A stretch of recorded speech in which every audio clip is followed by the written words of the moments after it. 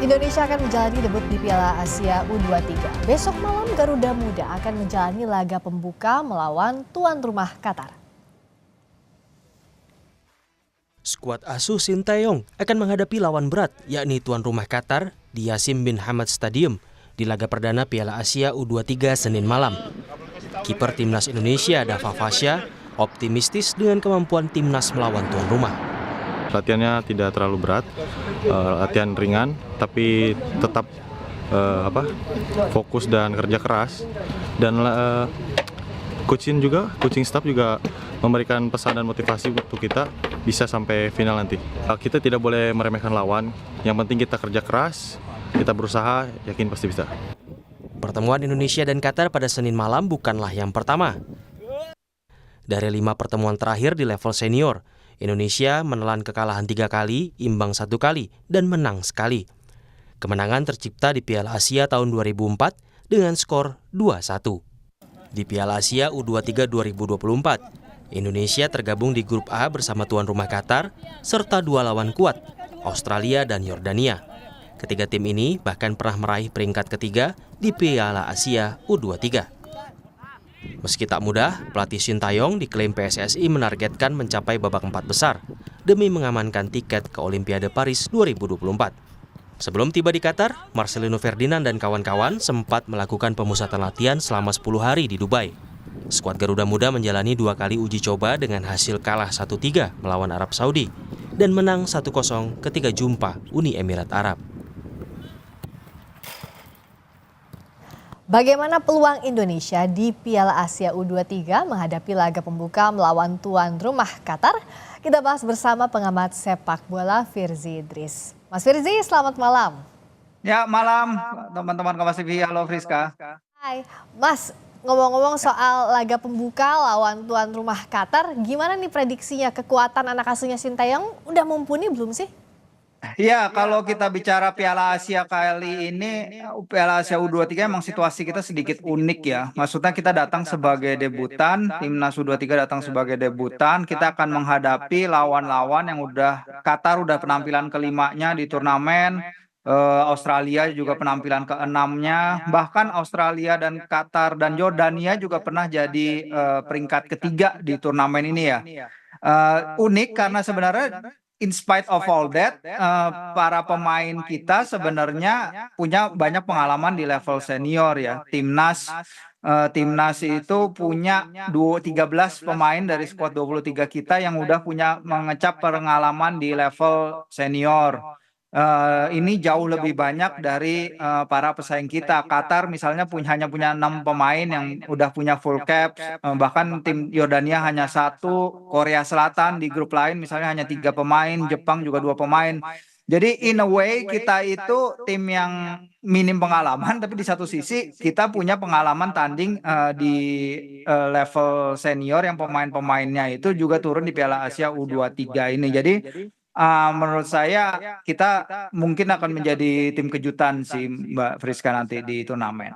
Nah, ngomong-ngomong soal CV yang udah dipunyain timnas U23 kan uji coba di Dubai nih Mas Firzi. Ya. Itu udah cukup belum sih jadi modal untuk berlaga di Piala Asia U23 sebagai debutnya timnas U23? Ya, kita kalau lihat bagaimana coach Shin beroperasi ya, kayaknya turnamen persiapan jelang turnamen itu dilakukan untuk menggeber fisik. Beberapa kali dia bilang memang kita tidak melihat result. Ya, memang itu adalah suatu hal yang yang bijaksana karena memang dalam persiapan turnamen apapun bisa terjadi. Hal terpenting adalah ketika turnamen propernya sudah bergulir. Kalau kita lihat bagaimana coach Shin selalu menyiapkan timnya, aspek fisik selalu jadi yang utama, walaupun memang dia menyikapi ketidakhadiran beberapa pemain kita yang bermain abroad ya. Nah, ngomong-ngomong pemain abroad, kita juga punya kita membawa kita sebagai tim yang paling banyak mempunyai pemain yang bermain di luar negeri. Ada 5 kalau nggak salah, walaupun Justin Hubner masih dipakai jasanya bersama Cerezo Osaka sekarang dan kita nggak bisa memanggil Elkan Bagot. Tapi sejauh laga persiapan memang sejauh ini latihan fisik diutamakan dan ini juga terlihat di Piala Asia kemarin senior di mana akhirnya kita lihat fisik kita kurang lebih bisa bersaing dengan negara-negara Asia lain di fase grup dan juga babak berikutnya, Mbak. Nah, ngomong-ngomong Coach Shin ini kan nggak pasang target tinggi ya. Nah, kalau Coach Shin terakhir pasang target 4 besar untuk tiket Olimpiade Paris. Ini realistis nggak sih dengan kondisinya timnas U23 saat ini atau ya layak dikejar aja, layak dicoba Mas Firzi? Iya, soal target tinggi itu memang kita kalau mau target, kalau mau lolos otomatis kita kan harus peringkat ketiga ya. Sedangkan kalau peringkat keempat itu kita akan menghadapi playoff antar konfederasi melawan wakil dari Afrika.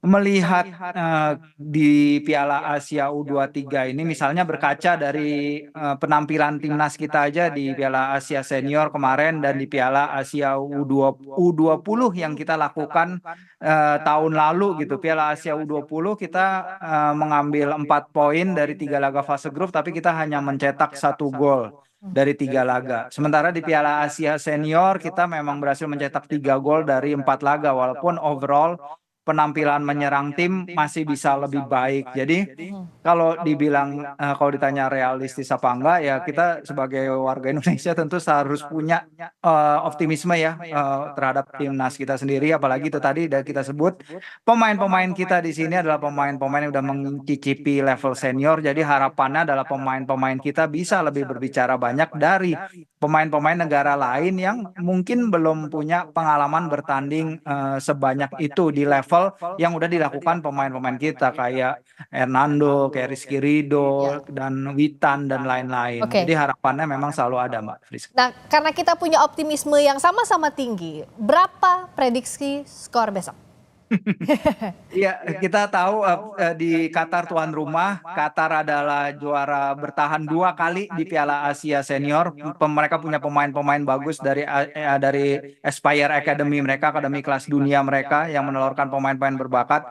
Jadi harapannya saya sih kita memulai turnamen jangan dengan kekalahan. Kalau kita bisa menggapai hasil imbang itu akan jadi platform bagus untuk laga-laga melawan Australia dan Yordania ke depannya. Jadi harapannya adalah imbang sih, Mbak.